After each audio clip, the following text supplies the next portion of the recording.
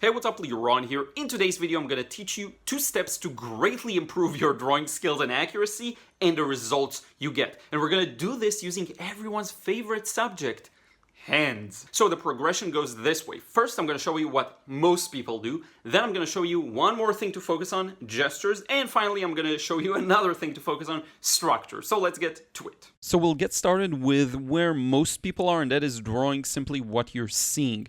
Now, there's nothing inherently wrong with this approach. The only problem is that it's very prone to inaccuracies, for one, and also to missing out on bigger concepts. So, for example, the different elements of your drawing can connect together in a bird's eye view to create beautiful compositions, to create a lot of interest. And when you're working this way, you're missing a lot of it.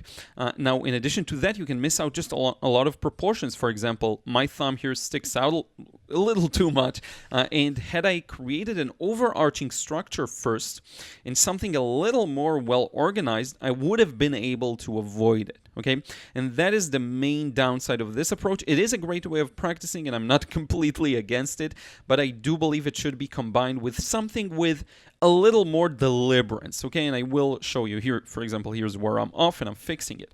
Now, let's look at the second approach, and that is where I want you to get started. Focus more on gesture and togetherness. I want you to really pay attention to create a wrap, and this is how I do it. I create an envelope that captures the entire hand, and I'm using it to figure out the proportions. Where's that bump on the right where the pinky is? Where's that bump where the thumb is on the left? How far does the thumb reach?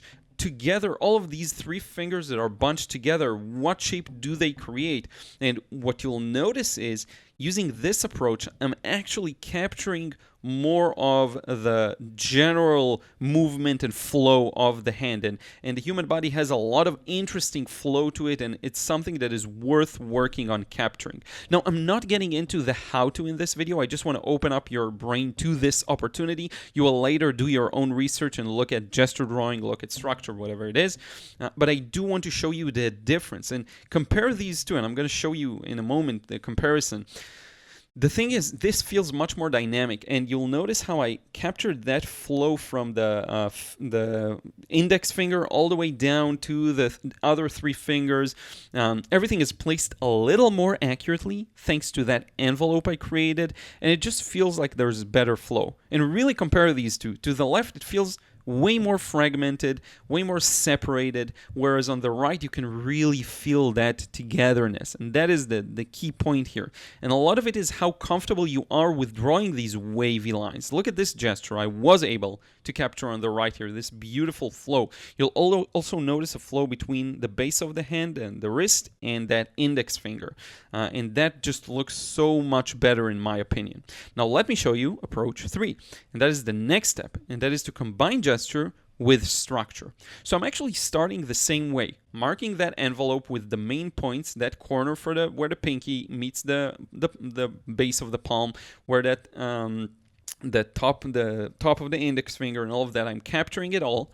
I'm drawing one shape for those 3 fingers that are in the middle of the palm. I really want to figure out the overall gesture, okay, where all of these lines connect overall and the wavy shape they're creating. And that is, again, it's not about talent or skill, it's about doing the right thing. And in this example, the right thing is create that envelope and base it on that. Now, here is where it gets interesting, because now I'm not just drawing the gesture as I see, but I'm actually thinking in a 3-dimensional form. So you'll notice I'm dropping these diagonal lines to show the perspective of the finger. The finger is coming a little towards us from left to right, and you can really feel that. And I'm also using these cross-contour lines to wrap around the finger to really give the impression of where it's aimed at in space. Now, for the thumb, I used kind of a blocky shape, but for this finger, the index finger, I'm using more of a cylinder. And you see this by the lines wrapping around it, like rubber bands. Now, for these fingers, where it's really clear there is a top plane and a side plane, I'm once again using boxier shapes. And the beautiful thing about adding structure is something I'll mention later as well. It's that it removes ambiguity. When you're using cylinders, or when you're using, not even cylinders, just look at this, the pinky. It really is clear where it's aimed toward. And now I'm going to add the nail based on that perspective, you see. Structure. boxes, cylinders, shapes that actually mean something in space. And this is what I mean by removing ambiguity. By doing this, you're actually indicating to the viewer where every part of the hand is aimed at. Structure is the lack of ambiguity, and you'll notice now I'm focusing on just this finger, and you can clearly see the separation between the top plane and the side plane. And I decided to use boxy shapes, but you could use cylinders here. That'll work as well. The finger is a cylindrical shape overall. Now my proportions are a little off, some areas aren't perfect, but can you tell where every part is aimed? In which direction every part is aimed? You can tell that, you can see that, and that is the main part. There is a lack of ambiguity, and this is why I recommend using structure. And it takes time to learn how to see things as their structure and how to simplify the finger into cylinders and boxes, which is why I always say practice drawing these boxes in every angle, practice drawing these cylinders from every angle, aimed towards us, aimed away from us, everything. With this fist, look at how important it is to clearly identify the boxy shape of the fingers, because it really shows, and I'm treating all of the fingers together as one box, and then I'm dividing it into the individual fingers. And look at the top planes of the pinky, the top plane and the front plane aiming towards us. Pay attention to the clarity of the planes. You can really see where the front is aimed towards us, where the top is, where the side is. Structure removes all ambiguity, and it makes your drawing read well and be accurate. And then you can take it in whichever direction you want. Do you want it to be more illustrative? Do you want it to be more impressionistic? Having this knowledge will help you with impressionism as well, and with direct sketching, because you'll gain better understanding of three-dimensionality and different shapes in space. And this is the key here, okay? And you can really clearly see it here. Now, I did miss some of the gesture, admittedly. Should be a little rounder, but that's fine. You win some, you lose some. But look at that thumb. Look at how boxy it is. This is what I want you to focus on. Left, again, approach 1. Middle, approach 2. Approach 3. Look at the difference. And here it is. Again, the boxier shapes for these parts.